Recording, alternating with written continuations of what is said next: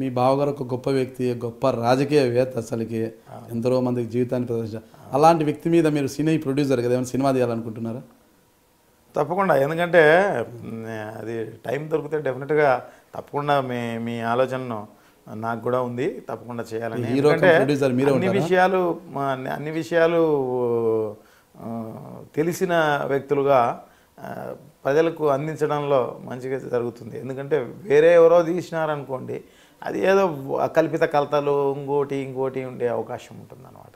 గతంలో అనంతపురం జిల్లాలో తీసుకుంటే పరిటాల శ్రీరాములయ్యది కానీ, ఈ రవి కుటుంబ సభ్యులు సినిమాలు తీశాడ. అలాంటిది రాజశేఖర రెడ్డి గారి కుటుంబం మీద కూడా డెఫినెట్గా ఆలోచన ఉందంటారు. ఉంది. అదే సమయం సందర్భం రావాలి, కానీ డెఫినెట్గా అవకాశాన్ని తప్పకుండా ఉపయోగించుకునే హీరో ఎవరైనా అనుకుంటున్నారో మీరే ఉంటారా?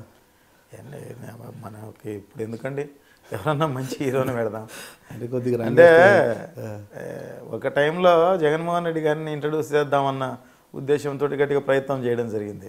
అయితే జగన్మోహన్ రెడ్డి గారికి ఇంట్రెస్ట్ లేదు. సో అతని నిజంగా చాలా పాపులర్ హీరో అయ్యిండు ఆయన ఒప్పుకొని ఉంటే, ఒప్పుకోలేదన్నమాట. లేకుంటే డెఫినెట్గా ఇంట్రొడ్యూస్ చేయాలన్న ఉద్దేశంతో నేను సబ్జెక్ట్ తయారు చేయడం జరిగింది, అన్నీ చేయడం జరిగింది. అయితే ఆయన బ్లంట్గా రిజెక్ట్ చేయడంతో ఆగిపోవడం జరిగింది అనమాట. సో నిజంగానే జగన్మోహన్ రెడ్డి గారి జాతకం కూడా ఎంజీఆర్ జాతకం. ఓకే, అంటే జాతకం చూపించారు. ఎంజీఆర్ ఎలా ఉంటుందో సేమ్ అనమాట. అతను హీరో కాకపోయినా అంత పాపులర్ కావడం జరిగిందంటే డెఫినెట్గా. అంటే ఎలా చెప్పగలుగుతున్నారు? జగన్మోహన్ రెడ్డి గారి జాతకం చూపించారా? అవును, ఎందుకంటే మేము వైదీశ్వరన్ కోయిల్కి పోయాం మేము. ఎప్పుడు అతను చాలా చిన్నప్పుడు, అతను రాలేదు కానీ మేమంతా వెళ్ళడం జరిగింది అనమాట. నేను, విజయమ్మ గారు, మా అమ్మగారు అందరం వస్తారా? విజయమ్మ గారు టెంపుల్కి వస్తారా? వస్తారు, ఎందుకు దానికి ఏమన్నా.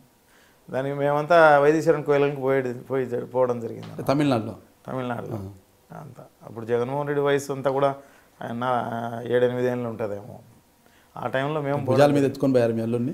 లే, ఆయన రాలేదు కానీ మేమంతా పోవడం జరిగింది. వాళ్ళ ఆ కాలంలోనే ప్రిడిక్ట్ చేయడం జరిగింది ఎంజీఆర్ జాతకం అని చెప్పేసి. సో అది అంటే ఒకసారి సీఎం అవుతాడని అట్లా.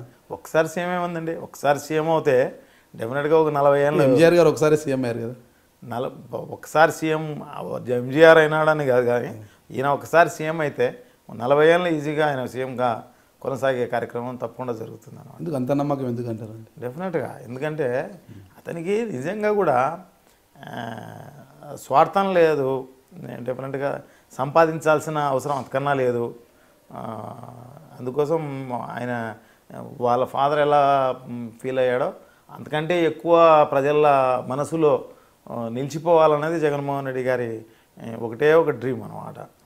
సో దాన్ని దృష్టిలో పెట్టుకొని ప్రజల మనసుల్లో ఉండాలి అన్నదే ఆయన ఉద్దేశం. కాబట్టి డెఫినెట్గా ప్రజల మనసులను గెలుచుకునేదానికి ప్రయత్నం చేస్తాడు.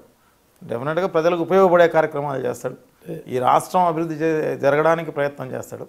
డెఫినెట్గా ప్రజల మనసులు అంతా గెలుచుకొని ఉంటే ఎందుకు 2014 ఎన్నికల్లో ఓటమి చవి చూశారు? కారణం అది డిఫరెంట్ కారణాలు ఉన్నాయండి.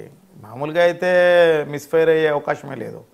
ఎందుకంటే దాదాపు 67-70% ఓట్ బ్యాంకు జగన్మోహన్ రెడ్డి వెంబడి ఉండేది. అటువంటిది డైల్యూట్ కావడం జరిగిందనమాట. ఒకదాని వెంబడి ఒకటి అది ఎలక్షన్స్ వచ్చేపాటికి అలా డైల్యూట్ కావడం జరిగిందనమాట. చాలా చాలా చాలా చాలా కారణాలు ఉన్నాయి. నరేంద్ర మోడీ ఫ్యాక్ట్ ఉండొచ్చు, పవన్ కళ్యాణ్ ఫ్యాక్ట్ ఉండొచ్చు, తర్వాత చంద్రబాబు నాయుడు చెప్పే అబద్ధపు హామీలన్నీ కావచ్చు. ఇవన్నీ కూడా పనిచేయడం జరిగిందనమాట. పవన్ కళ్యాణ్ ఇంపాక్ట్ పడిందంటారా? డెఫినెట్గా అంత ఇంతో ఉంటుందండి కొంచెం.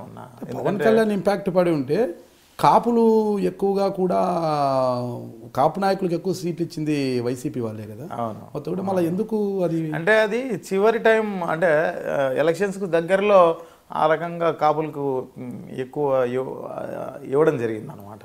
సో అది ఫస్ట్ నుంచి మెయింటైన్ చేయాలి, చేసి ఉండలేదు. కానీ అంటే పవన్ కళ్యాణ్ వల్లనే మొత్తం కాపులందరూ కూడా పోయినారని నేను అనడం లేదు. పవన్ కళ్యాణ్ వల్ల యంగ్స్టర్స్, యూత్ వీళ్ళు కొంత ఆయన అభిమానులు వాళ్ళు వీళ్ళు ఒక్కొక్క కాన్స్టిట్యున్సీకి ఉంటారండి. 1800 ఓట్లు దగ్గర దగ్గర.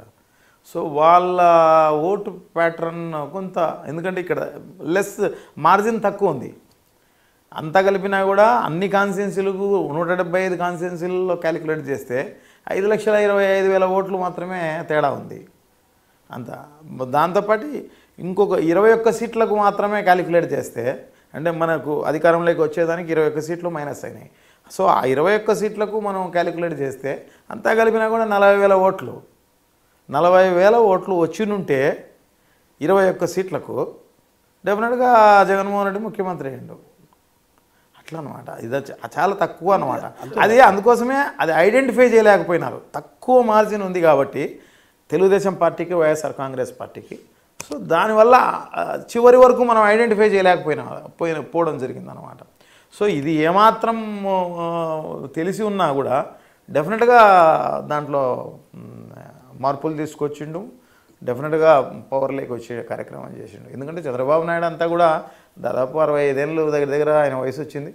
సో ఇంకా భవిష్యత్తులో మనం ముఖ్యమంత్రులు అవుతామో లేదో, తెలుగుదేశం పార్టీ వస్తుందో లేదో అన్న ఉద్దేశంతో ఆయన బుద్ధి పుట్టిన వాగ్దానాలన్నీ కూడా వేల వాగ్దానాలు చేయడం జరిగిందంటే, వేలు.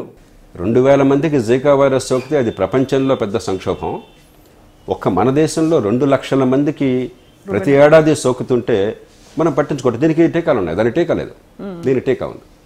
కాబట్టి ప్రతిరోజు ఆలస్యానికి దేశం ఎంత నష్టపోతుందో నాకు పూర్తిగా తెలుసు, అంకెలతో సహా. ఒక్కరోజు 600 మంది అదనంగా అందులో లేకపోతే గుండె జబ్బుతో వచ్చిన వాళ్ళు పుడితే అవసరం లేకుండా దాన్ని ఆపగలిగే శక్తిని కూడా, అది నిజంగా విషాదం. కాబట్టి అది దహించేస్తుంది మనందరినీ.